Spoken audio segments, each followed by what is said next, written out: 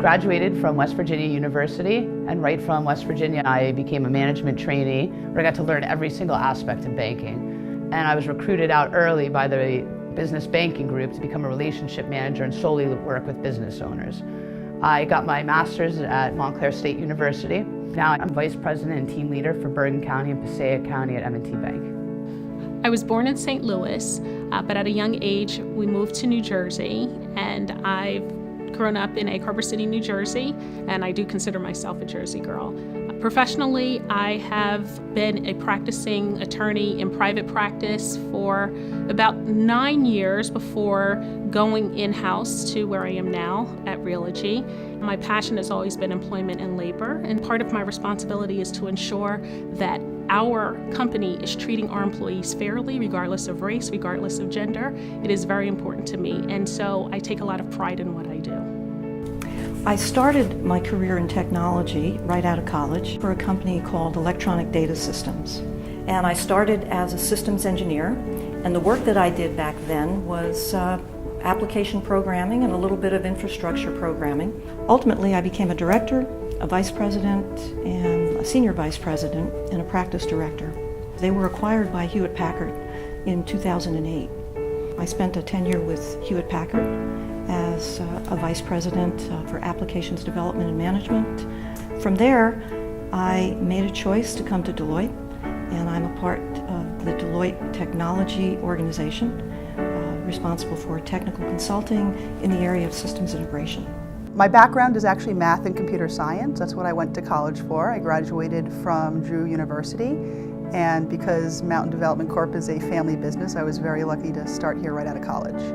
I grew up in Jersey City. My parents were Polish immigrants who came to the United States in hopes of building a better life for their children, like so many immigrants before them. I was the youngest of 4 in my family and the first to graduate college. As far as my career, I started off as a bookkeeper. I worked full-time while I pursued my degree in accounting. From there, I worked my way up to where I am now. I grew up in Lake Apacon, New Jersey. I'm the youngest of 4 children. I had a great childhood living on the lake, spending a lot of time outdoors. I am married with 3 children and just recently 1 grandchild. I've been with Mountain Development for 30 years. I grew up in West Germany, and my grandparents, they were still in East Germany. So when I was growing up, my parents and I often helped. We always, collected items and did a lot of care packages to send them over to East Germany. I came to the United States 26 years ago. We lived in Leonia, and we have a lovely little library and a park. And one day we walked around and we saw a group of girls planting flowers at the library, and I thought, wow, this is amazing. And I asked, the person in charge, and she explained to me, this is Girl Scouts, we do community service, and we just want to beautify the park. And I thought, that's such a wonderful thing. I want to do that with my children. And then somehow I became a Girl Scout leader with my friend Roberta. And years went by, and then I became a service unit manager and managed not just 1 troop, but 10 troops, and now 12 years have passed, and I can't believe it. Today, everyone does banking over the internet. While it's second nature to many of us today, there was a time when that didn't exist. And I was part of a team that was asked to figure out how that could be done. We brought to the table a concept of something very new and innovative that hadn't been done in the business before, hadn't been done in the industry. There was a great chance when I was asked to do that it might not be successful, at least not the first time or the second time, but it was. And it created a sense of confidence that was, for me as well as the team around me, a wonderful confidence builder and a wonderful career builder. I got divorced when my children were 1 and 3, and I had to make a living, and I built up my own business. I had an export business at the time, and always volunteered. And it was a good balance because my business was at home, And then Girl Scouts brought me outside. I had a lot of people in my life that meant a lot to me, that really took time out to talk to me and let me bounce ideas off them, and they always, they were always there for me. So today my father is probably my rock. There's a woman here at M&T that's always kind of taken me under her wing, and I know that I can always go to her and ask her questions. Mentoring to me means that you're giving back and that you're helping really shape somebody's career, that you're helping them to be better at what they're doing, and you're trying to encourage them. You're setting real expectations for them, and really trying to play towards their strengths and minimize their weaknesses. There are a number of people who've encouraged me along the way, but I've learned mostly from my mom, who is sweet and compassionate, yet has a real toughness about her. She had to raise 4 children after my father passed away at a young age. She wasn't a mentor in the true sense, but led by example. I would say that I've gained a lot of confidence from my mother. When she was 18 years old, she married my father, and she did not finish high school. She never let it hold her back. I remember when I was in kindergarten, my mother decided that she wanted to go back to school. She would sit at the kitchen table with us and do homework together. I've always felt that if she could do it with all of those circumstances, there wasn't anything that would ever stop me. Mountain Development Corp was founded on a risk. My father had founded a very successful law firm here in New Jersey, and then he decided halfway through his career to step out on his own and found a real estate company.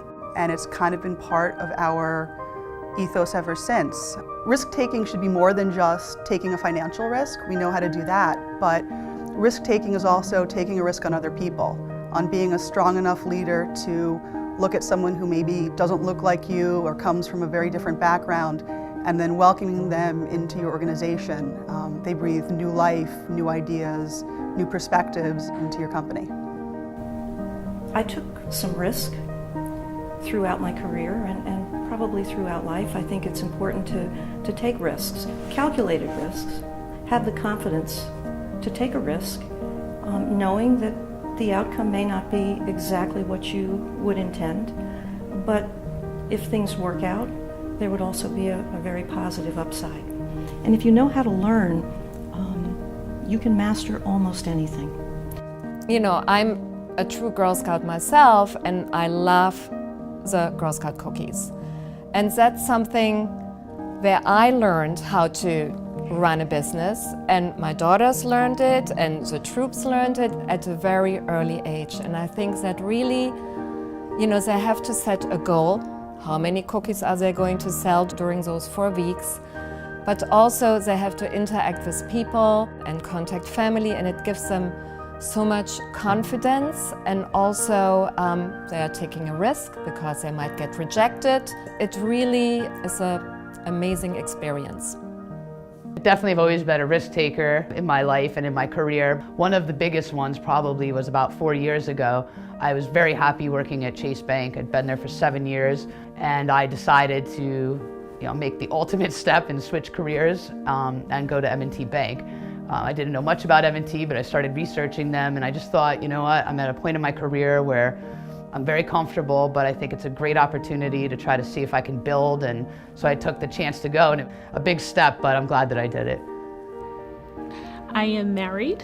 I have 1 daughter who is 9, and prior to getting married, I also had custody of my niece. When she was a teenager, her mother passed away unexpectedly, and we made a family decision that she should live with a female member of the family and someone who had been consistent in her life.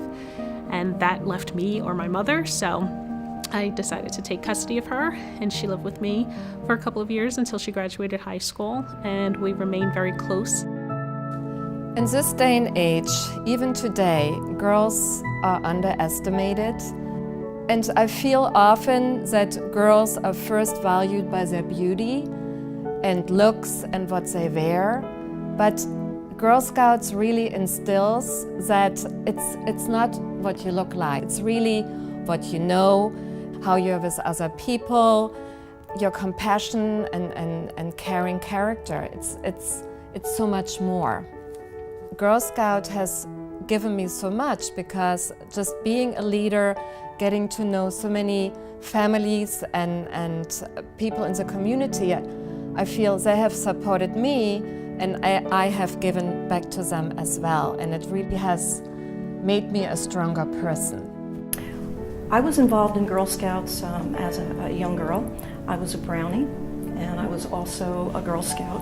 You know, when you're part of an organization like the Girl Scouts, you have the ability to discover, to work as a team, and to work with those that represent a lot of difference in the world.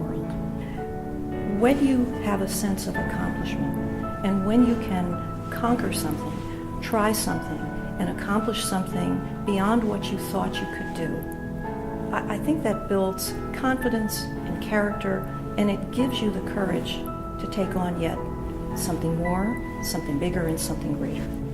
I was a Brownie for a short stint when I lived back in California, and you know, I do have a young daughter who's 3, who I will definitely be encouraging to join the Girl Scouts. I think it's really important to build girl leadership from a young age, because I think that giving them confidence and letting them know that there are women who are in senior leadership roles and the tools to be able to get there is really invaluable. I think leaders come in all different forms. You know, you don't have to have a title to be a leader.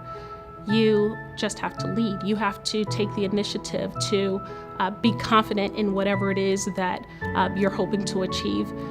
In order to build a better tomorrow, I do think that it's important for girls to learn to speak up and to stand up for others. And I love that the Girl Scouts provide such a platform at such a young age, and it enables girls to find their voice. It enables them to have relationships with other young girls who are like-minded and like interests, and form a bond that they can take with them wherever.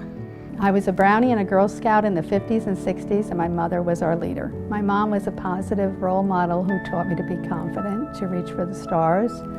She let me make my own decisions, but also taught me that I would be accountable for my actions. She taught me to be courageous, helpful, considerate, fair, respectful, caring, friendly, which I believe are all part of the Girl Scout law. I raised my children that way, and my children are raising their children that way. I think it's very important for every organization, whether it's government or corporations, to reflect the community that it serves.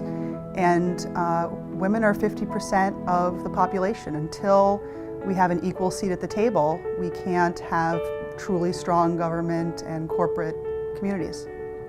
The biggest advice I could give to a girl today is to never forget to look out to the people around you and offer them a hand. It's not just enough to get yourself to the top.